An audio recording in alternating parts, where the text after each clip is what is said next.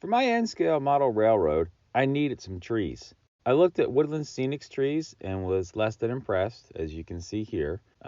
They might work as background trees, so I decided to bite the bullet and look at Scenic Express's super trees. They don't always have them in stock at my local hobby shop, and they do take time to get them shipped from the manufacturer if you can't find them. In the end, I think it was worth the extra cost and the wait time. The armatures for the trees are dried plants from the Arctic tundra of various Scandinavian countries. According to their website, they are similar to western sagebrush in the US. So I started with the process of selecting the plants and trimming it down to size and shape. There's also these little dried leaves that need to be picked out. It's an easy thing to do, but it does take some time.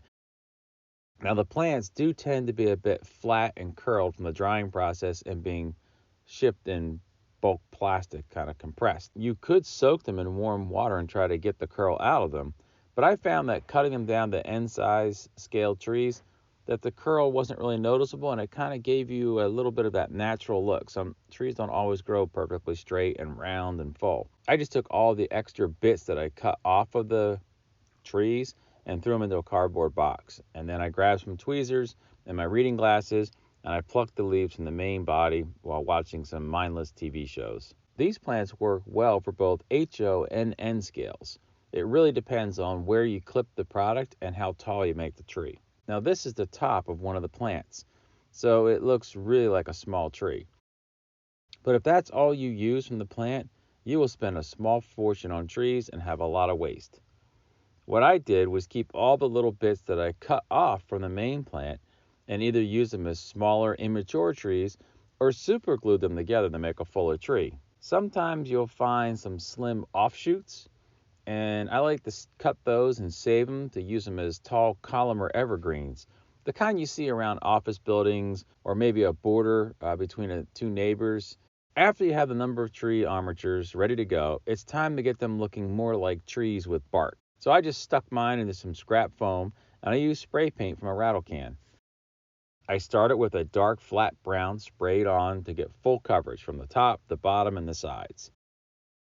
Then I came back in with a light gray and just mist it all over the tree. It gives them kind of a nice scale look to the trees because trees aren't really brown. They're kind of a gray or brown or white. They've got a mixture of tones to them. And these at scale play the part. After that, it was just time to let the rattle can primer accelerant off gas and give the paint some time to cure. And then it's time to add the leaves. So my vision for the layout is that it's in late to middle autumn in the Northeast because I really like the colors of fall. So I'll be using coarse turf colors of red, yellow, and orange, as well as some green, and I'll even throw in some brown from time to time.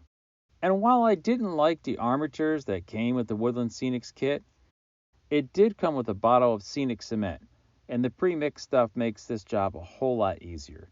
I just poured some of it off into a wide-mouth plastic container, and this really helps to get the glue all over the prepared tree because the wide mouth is large enough that you can get the entire armature in at one time without spilling anything. And then it's really just a matter of sprinkling on the flock all over the glued up tree. Pick your color of choice. I used an old model box lid to catch the excess flocking. For this tree, I had a mixture of reds and yellows left over from making, red and yellow trees. And I just picked up some handfuls of that and recycled it onto the tree. All the colors, except the brown, are from Woodland Scenics, and I picked them up at a model train show this past fall for half price. Once the glue is dry, I like to come back with some hairspray and just hit the entire tree to lock all the flocking in place. If there's not enough flocking to your liking, you could re-dip the entire tree back into the Scenic cement. You need to be really careful about that because it could reactivate the original glue and have the flocking come off into the container. What I like to do is hit them with some hairspray. And while it's still tacky, reapply some more of the some more of the flocking to get it fulled out and fleshed out. And then once that is dry and to your liking, I come back again with the hairspray and completely saturate everything with the hairspray and let it dry so it's no longer tacky, and that will set everything in place.